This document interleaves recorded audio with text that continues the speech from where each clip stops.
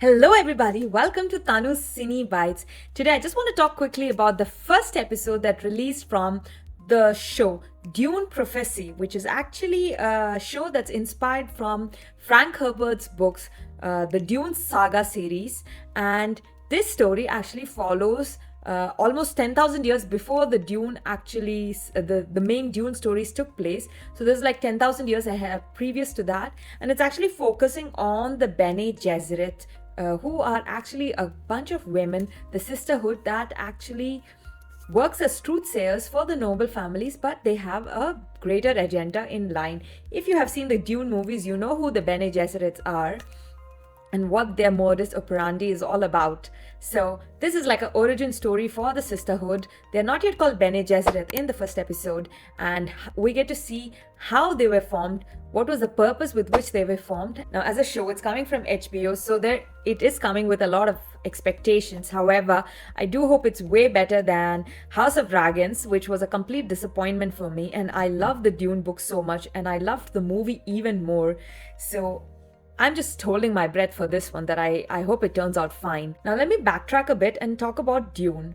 I have read the book Dune and Dune Messiah, which was actually written by Frank Herbert. And this Dune saga and the Dune series, I think there is like 6 to 9 books about them. 3 or 4 of them were written by Frank Herbert, and then the later ones were published by his son along with a co-author. Now, when I talk about the recent Dune movies, what I really liked in Denis Villeneuve's perspective was the fact that he held back on the science fictional aspects of the story, and he gave a lot more to the mystical and magical elements of the story, or the prophetic elements of the story, which really worked well for the movie. What I can see from the first episode of Dune Prophecy is that they are giving more into the science fiction elements of the original story rather than to the mystical and prophetic elements, which would be quite interesting for science fiction fans. So the lead characters in the story is actually a lady named Valia and her younger sister Tula. They're originally Harkonnens. At this point in the storyline, they're not called Bene Gesserits. They're just called the Sisterhood, and she's the second Reverend Mother, and she is scheming and plotting in how to bring people into power that is loyal to her. So it is really interesting to see how House Harkonnen is viewed at this timeline in the story, which is like almost 10,000 years prior to Paul Atreides.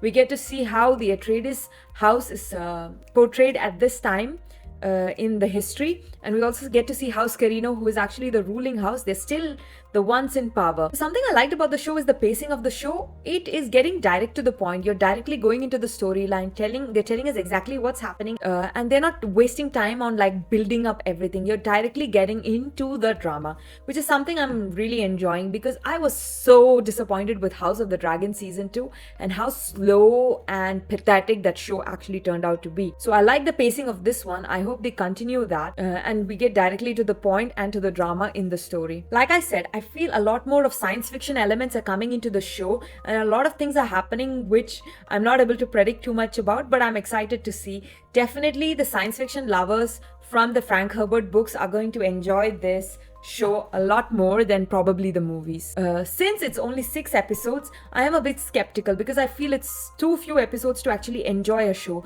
This was the same problem I have with the Citadel show that I saw recently, Citadel Honey Bunny, and as well as the original Citadel that had Priyanka Chopra.